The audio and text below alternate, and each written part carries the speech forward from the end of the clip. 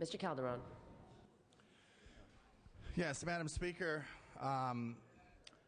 This is a motion under motions resolutions to rescind the action whereby SB 863 was amended. This bill is the one relating to the Williamson Act portion of the budget and the redevelopment authority law. So what we're going to do is we're going to rescind that action, and then there are new amendments at the desk that we're going to request be taken up. And that because we had to change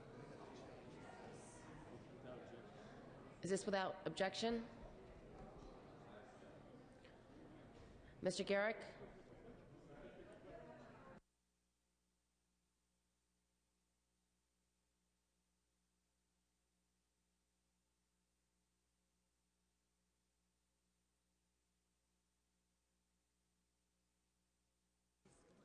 You're not changing anything on the Williams Act. You're just changing the Fletcher. Right, and the amendments are on.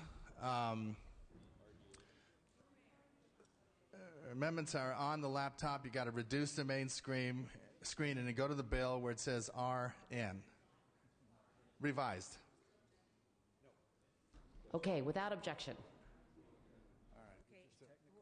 What? Yeah, not technical, but. Now we have new amendments on the menu. The amendments have been rescinded.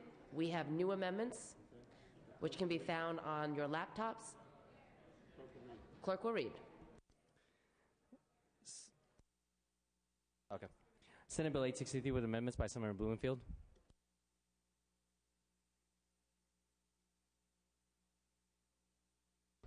Any objection to a voice vote on these amendments?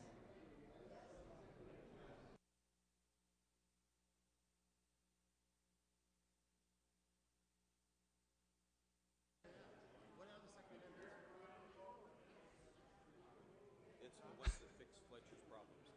We're fine. Okay. All right. Seeing none, all those in favor say aye. Aye. All those opposed say nay.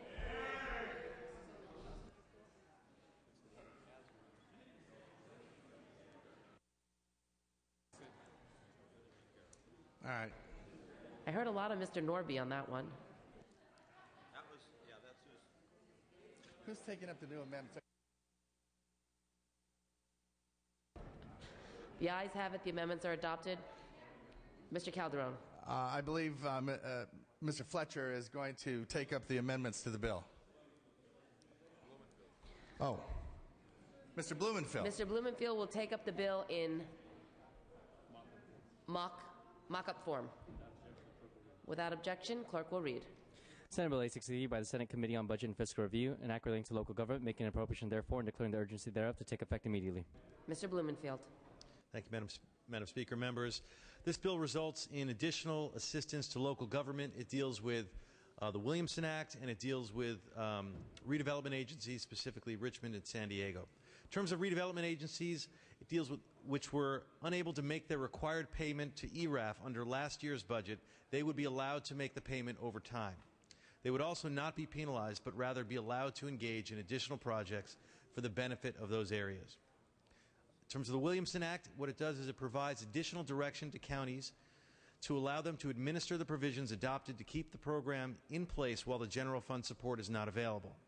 The changes will help keep open space preservation programs in place by giving counties additional administrative direction, and it provides additional property taxes to counties while retaining the essential nature of open space contracts. With that, I ask for your aye vote. Mr. Norby. This is really three bills, Madam Chair, that should in no way be connected with each other. They've been connected in a way which makes it hardly recognizable. The Williamson Act I'm fine with, but the other two are very bad laws, very bad bills, and I'll speak against them. The shift of redevelopment agency funds from redevelopment agency schemes into public education was part of last year's budget deal, and to make an exception for the Richmond Redevelopment Agency would open the floodgates to make similar exceptions to all the redevelopment agencies that oppose this shift.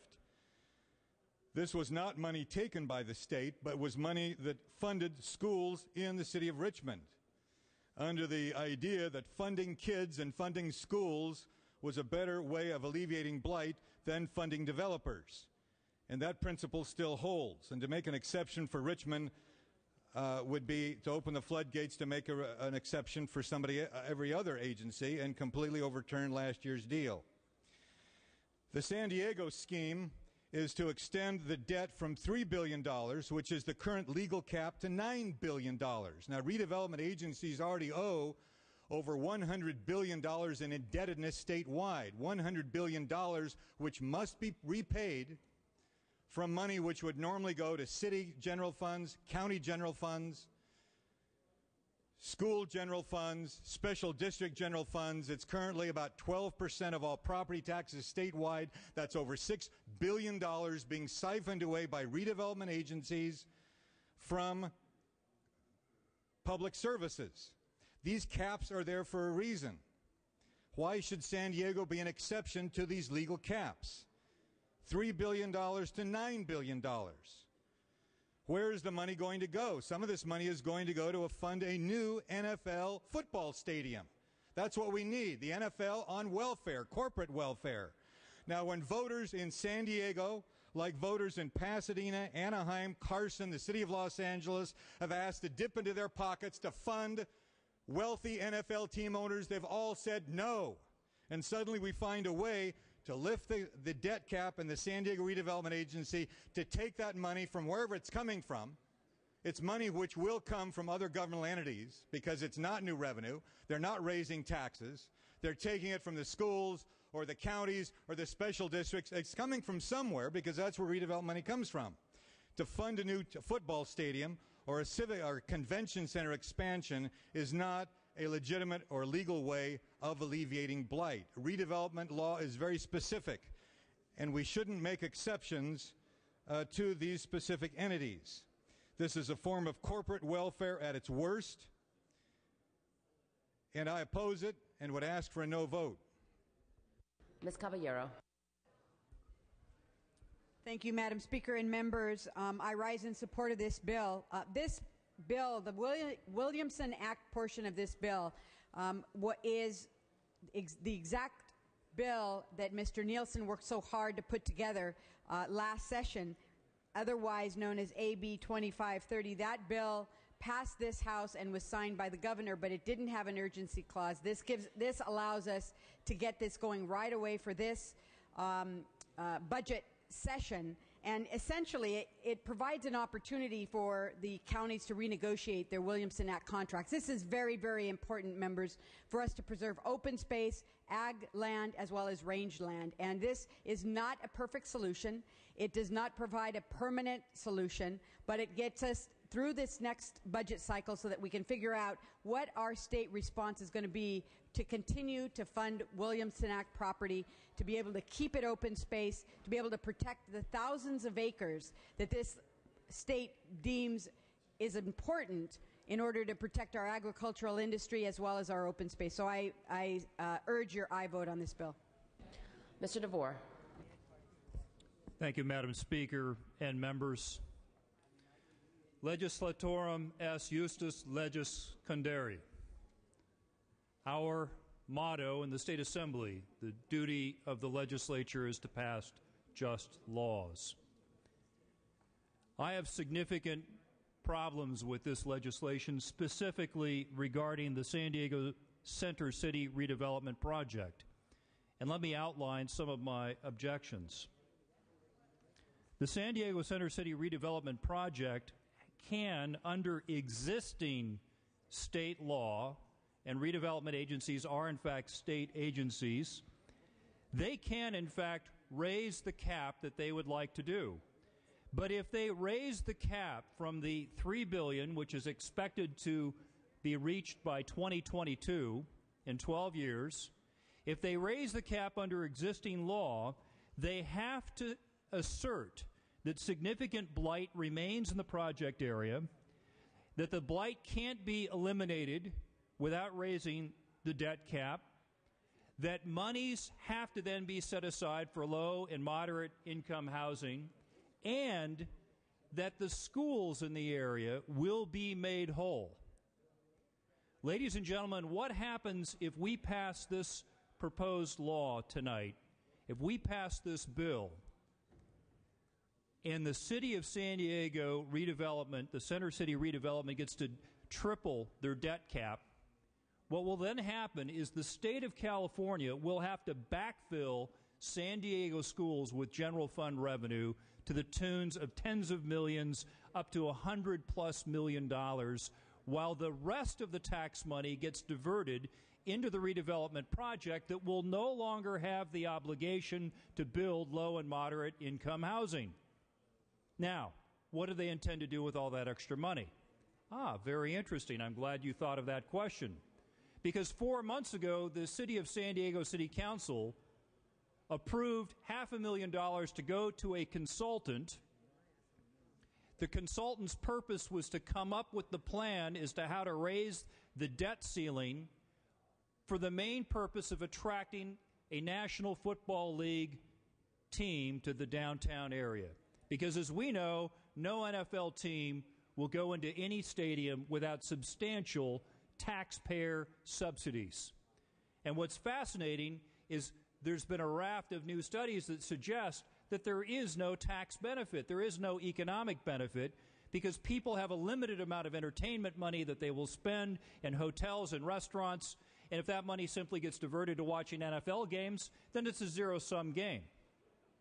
So what troubles me about this, among other things, is that the Center City redevelopment project had its executive director resign under fire in July of 2008 for conflict of interest because he was found to be engaged in another project development that was a conflict of interest with that project. Thank you. Not being from San Diego. Also, several past directors and board members and staff have been forced to resign under pressure in the last year because of conflict of interest and other alleged corruption. So, ladies and gentlemen, this cap being raised will add another $400 to $500 million of public monies on top of the already almost $900 million of public monies that the Center City Redevelopment Agency has consumed. Do we really want to divert up to $400 to $500 million of precious state general fund revenue to a redevelopment project whose main purpose in seeking this debt cap increase is to attract an NFL team to downtown San Diego? I would say that in our current environment of highly limited funds, that is a very suspect use of precious and scarce general fund revenue, and for that reason, I oppose this measure as written. Mr. Liu. Thank you, Madam Speaker and members. So I've only had a few minutes to look at these new amendments, and I can't really tell what the relationship is between a San Diego Center City redevelopment project and the Williamson Act. So until I'm giving more information, it looks like this violates, at least to me, the single subject rule. I would like to have more information on that. And secondly, I've got a lot of projects in my district I would like state funding for and state help for. I think 79 other members of this legislature would as well. And for that reason, I'm going to lay off on this to see what other projects maybe I can get for my district. Thank you. Mr. Fletcher. Thank you, Madam Speaker. Members, this bill is similar to one that was done in the past in almost unanimous fashion, and it simply brings one redevelopment agency in line with the vast majority across the state. Those that were formed after 1994 have a time limit but not a dollar cap. Those that were pre-94 have both. This does not extend the length of time of a redevelopment one single day. It merely allows a number of projects that are in the works to be begun and be started. Specifically, it's estimated to create 50,000 construction jobs, 60,000 permanent jobs, generate sales tax of $1.1 billion, create 4,600 units of affordable housing. It does all of this while holding schools completely harmless. Again, this is similar to measures we've passed almost unanimously in the past. It is a technical clarification of moving a redevelopment from one category to the other. It'll create jobs, help the economy, and get people back to work. I'd request your aye vote. Ms. Yamato. Thank you, Madam Speaker and members. I rise in support of this measure, but I will say that I am surprised to see two redevelopment agency issues linked with the Williamson Act, which some of you will recall in my almost very first budget vote on this floor 2 years ago, approximately, when I was a freshman. I was the only Democrat on this floor to vote no, pushing that red button to oppose the permanent elimination of the Williamson Act subvention. You all know how important this issue is to me personally, for my district, and to all of California for the protection of very precious farmland and open space. Regrettably, or for whatever reasons, we find ourselves now with two almost diametrically opposed provisions in this bill. One that seeks to provide tax subvention funds to overburdened counties who have now been faced with the choice of canceling Williamson Act subventioned funding because they can't afford it, because we have done other things in our budget process to make counties very, very much at risk and fragile. But, you know, we are now at, almost the 12th hour of our budget session today, moving forward and trying to get the people's business done. I wish these two RDA provisions were not in this bill. But with all of the work that has been done over this past 2 years to try to protect the Williamson Act, which has been in effect since 1965, for 45 years, I believe this is the best we can do for the Williamson Act. It's $10 million for a program that used to pay $37 million. It's still a drop in the bucket as far as what we should be doing to protect precious farmland and open space in California. So with all of that said, I wish again that this was a purely Williamson Act subvention bill. It is not, but sometimes we have to compromise in order to move forward. So with that, I respectfully ask for your aye vote, and I hope that for those who will be returning to this hallowed chamber in December, that we will work together to improve our legislative process and to make sure once again that we make agriculture and open space and the Williamson Act a top priority on a standalone basis. Thank you, members. Mr. Block. Thank you, Madam Speaker. The thread that ties the three separate sections of this bill together is economic development in the state and protection of economic rights in the state. The San Diego portion of the bill is bipartisan. I thank my colleague, Mr. Fletcher, the Republican mayor of San Diego, the Democratic Labor Federation head in San Diego. Both see the San Diego portion of this bill is really important to the booming economy in San Diego. It is a jobs bill, and jobs are what we care about. Jobs are what we're hoping to see boom around the state with these three sections of the act, so I urge your support. Seeing no further questions or debate, Mr. Blumenfield, you may close. Ask for your aye vote. Clerk will open the roll. All members vote who desire to vote. All members vote who desire to vote.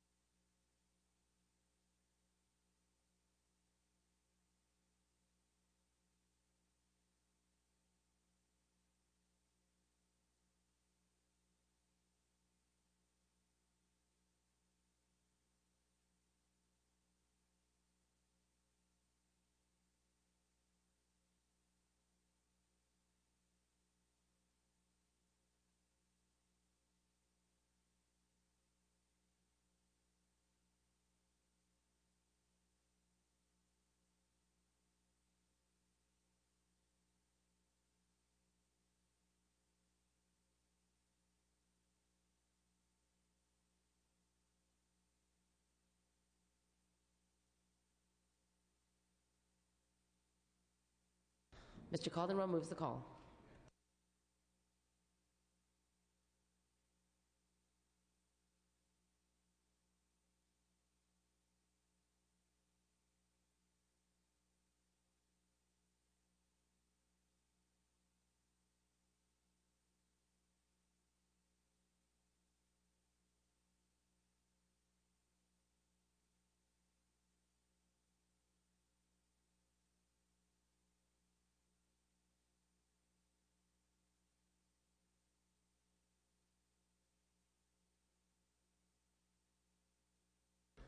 We're going to lift the call on one bill, SB 856.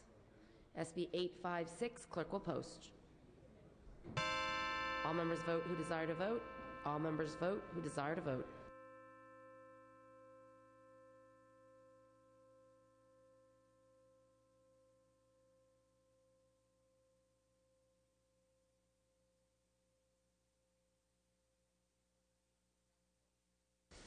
Clerk will close the roll, tally the votes. Ayes 45, noes 12.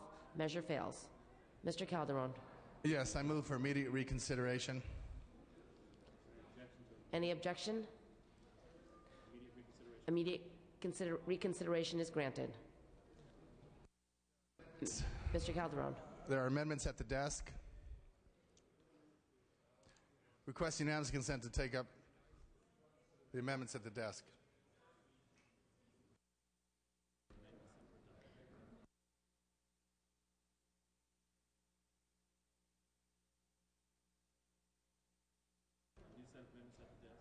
There's a new set of amendments at the desk.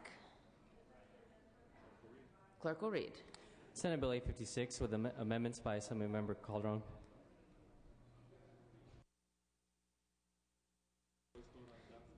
Any objection to a voice vote on the adoption of the amendments? Seeing none, all those in favor say aye. All those opposed say nay. The ayes have it. The amendments are adopted.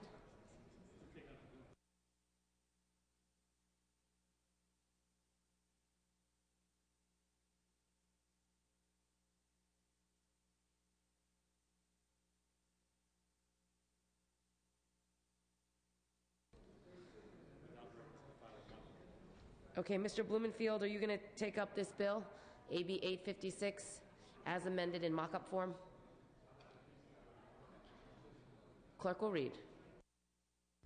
Senate Bill 856 by the Senate Committee on Budget and Fiscal Review, an act relating to state government making an appropriation therefore and declaring the urgency thereof to take effect immediately.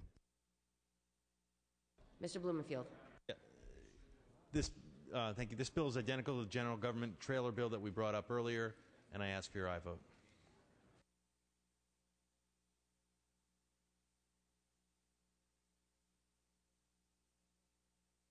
Ms. Caballero. Question of the author. Without objection. Mr. Blumenfield, I understand that the proposed amendment is to take out the Yes, thank you. Brown Act. I should have been more clear about that. It's identical except for one important piece. This is kind of important. Very important piece. The issue having to do with the Brown Act is no longer part of this, so there's no reference. The mandate on the Brown Act will continue as it has been. It is, the Brown Act mandate is not suspended under this version. Seeing no further questions or debate, clerk will open the roll. All members vote who desire to vote. All members vote who desire to vote.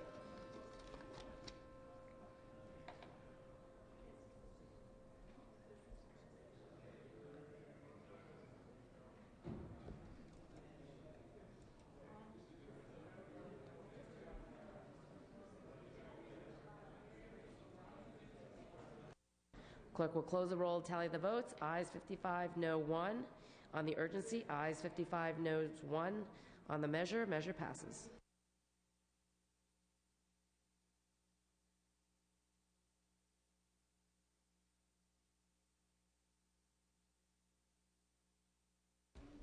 Mr. Calderon requests immediate transmittal to the Senate. Without objection.